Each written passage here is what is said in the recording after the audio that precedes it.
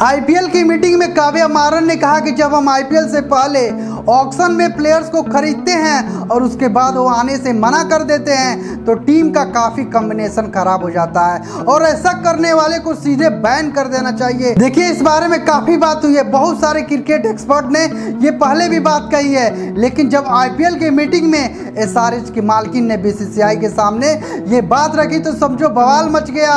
और काव्या मारन आगे बताती हैं कि उन प्लेयर को ये पता होना चाहिए कि भाई मैं अवेलेबल हूँ या नहीं हूँ, अगर नहीं हूँ तो आईपीएल में नाम ना दूँ। एकदम से जाने से फ्रेंचाइजी को काफ़ी असर पड़ता है। हालांकि सिर्फ उतना ही नहीं, उन्होंने बहुत सारी बातें कही। उन्होंने मिनी ऑक्शन को लेकर और मेगा ऑक्शन को लेकर बात की। उन्होंने कहा कि मेगा ऑक्शन जो है वो कम से कम 5 साल में एक बार होना चाहिए, क्योंकि अभिषेक शर्मा का एग्जाम्पल दिया।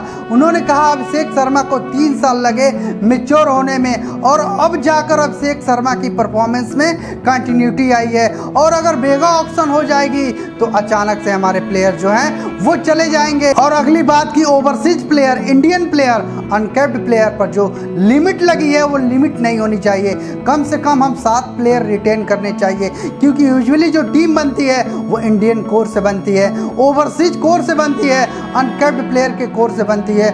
और अगर आप 7 प्लेयर रिटेन करोगे तो जाहिर सी बात है जो आपकी टीम बनेगी वो एट द सेम बनेगी। अब काव्या मारन की बात से कुछ टीम तो सहमत हुई, जैसे केकेआर, एमआई, सीएसके, क्योंकि ये बड़ी टीम है, इनके पास अच्छे प्लेयर हैं। लेकिन कुछ टीम जो थोड़ी कमजोर है, पंजाब, लखनऊ, दिल्ली, ये सब सहमत नहीं हुए। और इसी वजह से इस मीटिंग में हमने थोड़ी सी तू मैं भी सुनी। हमें यह भी सुनने में आया कि केकेआर और पंजाब के जो ओनर हैं उनके बीच कुछ लफड़े हुए।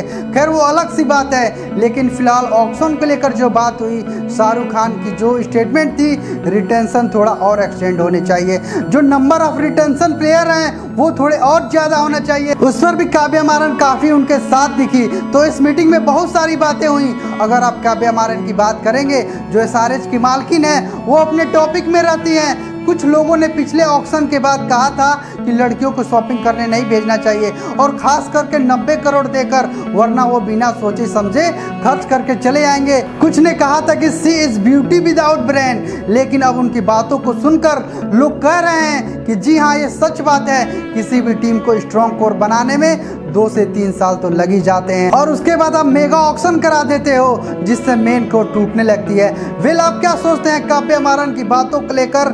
कमेंट सेक्शन में जरूर बताएं और हमें फॉलो जरूर कर लीजिए। साथ ही हमारी यूट्यूब चैनल को भी सब्सक्राइब कर लीजिए, ताकि जो हमारी वीडियो आए सबसे पहले आपको मिले। इस वीडियो को देखने के लिए आपका बहुत बहुत धन्यवाद।